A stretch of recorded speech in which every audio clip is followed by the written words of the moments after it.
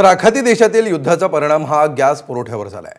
परभणीमध्ये 90% hotel चालक यामुळे अडचणीत सापडलेत, तर काही छोटे हॉटेल्स बंद झाली आहेत। शहरातल्या अनेक प्रसिद्ध हॉटेल चालकांनी मेन्यूमध्ये देखील जवळपास 40% कपात केली आहे। परभणीमधील प्रसिद्ध असलेल्या हॉटेल वाटिकामधील नेमक्या परिस्थितीचा आढावा घेतला आमचे प्रतिनिधी पंकज क्षीरसागर यांनी।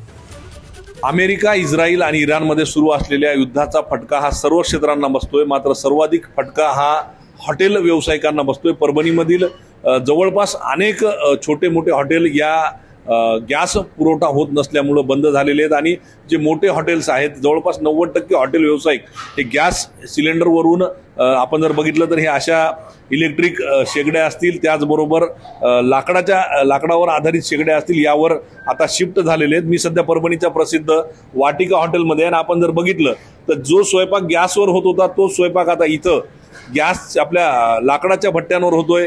काय सांगाल की कसा परिणाम याचा झालेला आहे? याचा परिणाम बराच गंभीर झालेला आहे।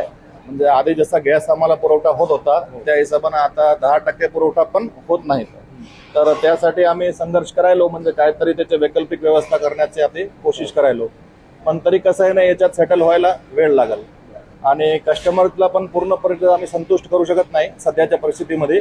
त्यामुळे त्यांना जे लागेल ते पदार्थ आम्ही देण्यात थोडंसं असमर्थ आहे।